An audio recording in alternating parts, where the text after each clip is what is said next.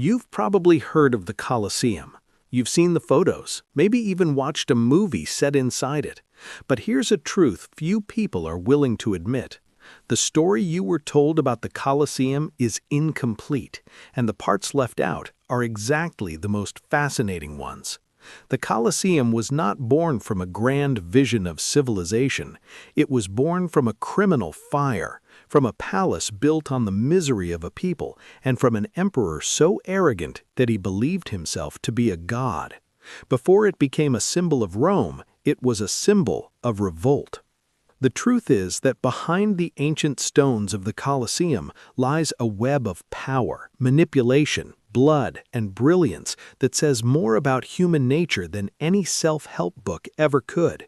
Because the Romans understood something that governments, corporations, and leaders around the world still apply today, sometimes without even realizing it.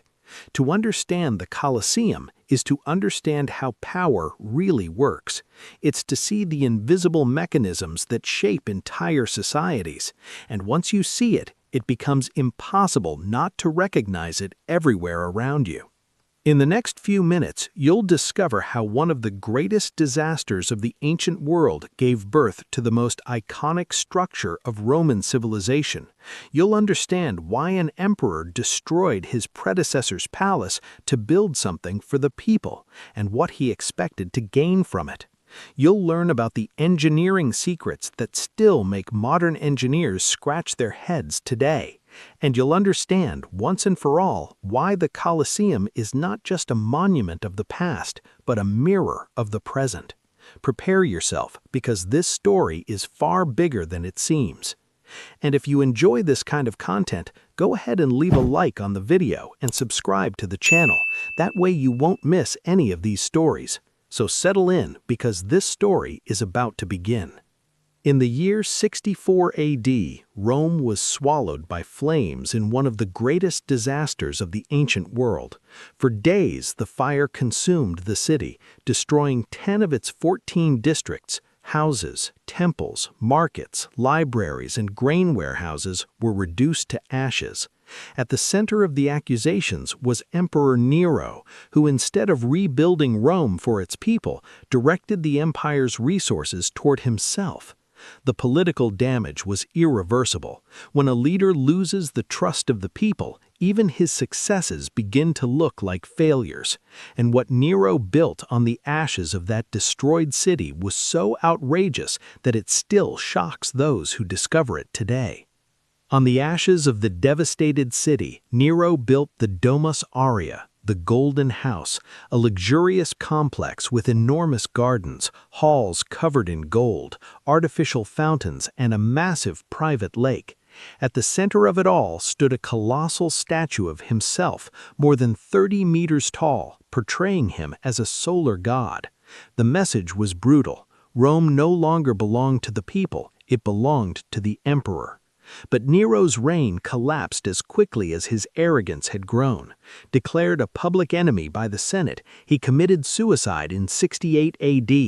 The throne was suddenly empty, and the struggle for power that followed became one of the most chaotic periods in Roman history.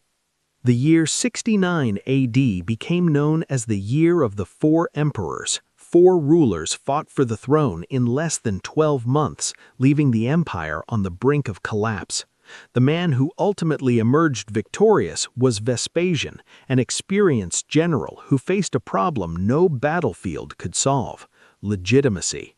Without the full support of Rome's traditional elite, he needed to win the trust of the people, and his solution was brilliant. He decided to drain the artificial lake of the Domus Aurea, and in that very space build not another palace, but a massive public amphitheater dedicated to the people of Rome. What was built in that place and the speed at which it was constructed still challenges our understanding today. In 72 AD, Rome began writing one of the most impressive chapters in human engineering.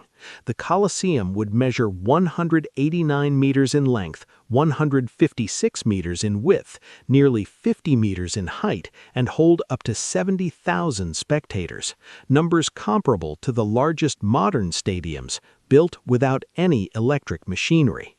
The secret lay in the materials: travertine, volcanic tuff, and the famous Roman concrete made with volcanic ash, so durable that modern studies show it actually strengthens over time. The masterful use of arches and vaults distributed the weight of the building without the need for internal columns, creating wide and highly functional corridors. But what happened inside that structure when the people finally entered was a spectacle that engineering alone could never fully explain. In 80 AD, Emperor Titus opened the doors of the Colosseum with celebrations that lasted 100 days and resulted in the death of more than 9,000 animals during the inaugural games alone. The elliptical arena, covered with sand, which is where the word arena itself comes from, derived from the Latin harina, concealed beneath its wooden floor a vast underground labyrinth called the hypogeum, filled with tunnels, cages, and manual elevators powered by pulleys.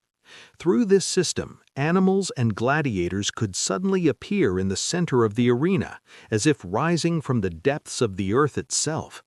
It was the most powerful cinematic effect of the ancient world, and the crowd went wild. But who that crowd was and where each person sat revealed something about Rome that went far beyond entertainment. The Colosseum was not just an amphitheater, it was a perfect mirror of Roman hierarchy carved into stone. In the front rows sat the emperor, the senators, and the political elite. Above them were the equestrians and ordinary male citizens. At the highest levels, where the sun was harsher and the view far worse, sat women, the poor, and foreigners. Every Roman knew exactly where they were allowed to sit, and that place said without any ambiguity what their value was in the eyes of the empire. Rome did not try to hide its hierarchy. It reinforced it at every opportunity, even during moments of entertainment. And maintaining this social order required a strategy of control that Roman emperors applied with remarkable coldness. The Roman poet Juvenal described with surgical precision the emperor's strategy for social control: bread and circuses. The principle was simple. As long as the people had food and spectacle, they were unlikely to question those in power. The games in the Colosseum were free not out of generosity, but out of pure political calculation. An entertained population is a peaceful population, and a peaceful population is easier to control. It is unsettling to realize how much this logic still echoes in the modern world, and understanding this mechanism is in itself an act of liberation. But even the most powerful strategies eventually expire, and the Colosseum's time was slowly coming to an end. As Christianity gained strength in the Roman Empire, gladiatorial combat increasingly came to be seen as barbaric. Around 404 AD, during the reign of Emperor Honorius, these fights were officially banned. Without the spectacles, the Colosseum lost its primary purpose, and during the Middle Ages it was used as a fortress, a residence, a warehouse, and even a quarry. Entire blocks were removed from its walls to build other structures in Rome. Records showed that stones from the Colosseum itself helped construct St. Peter's Basilica, the symbol of Roman paganism, helping to build the center of global Christianity.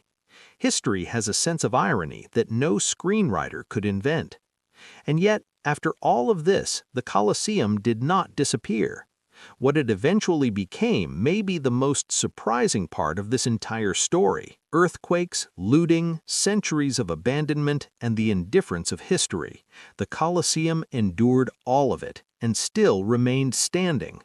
Today, it is one of the most visited monuments on the planet, receiving millions of people every year who come from all corners of the world to witness something that reason can barely explain.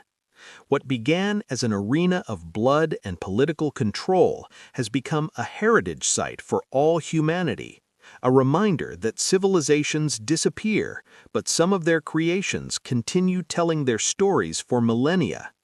And perhaps the deepest lesson of the Colosseum is not in the spectacles it once hosted, but in the simple fact that it still exists, and in what that tells us about what human beings are capable of building. The Colosseum is not just an ancient ruin lost in the center of Rome. It is a living, breathing, and sometimes uncomfortable lesson about how power is built, how societies organize themselves, and how entertainment can be both art and a tool of control. You have just traveled through nearly 2,000 years of history, from the Great Fire of Rome to the legacy that crossed centuries and still challenges us today. And now comes the question that really matters. What are you going to do with everything you've just learned? Because knowledge without reflection is just curiosity, and curiosity without action becomes entertainment, exactly what Roman emperors wanted the people to feel inside the Colosseum. So think about it. Can you identify the bread and circuses of your own time? What are the modern spectacles that keep you too busy to question what is happening around you?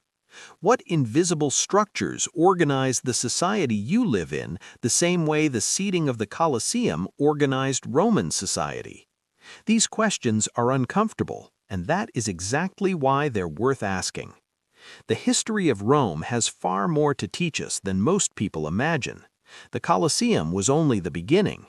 Behind it lie stories of emperors who changed the course of civilization, battles that defined borders, political decisions that still echo today, and characters so complex they would make any Hollywood screenwriter jealous. If you want to keep diving into this universe, subscribe to the channel now and turn on notifications because the next episodes will take you even deeper into the secrets of the Roman Empire. Don't miss this journey. History is waiting for you.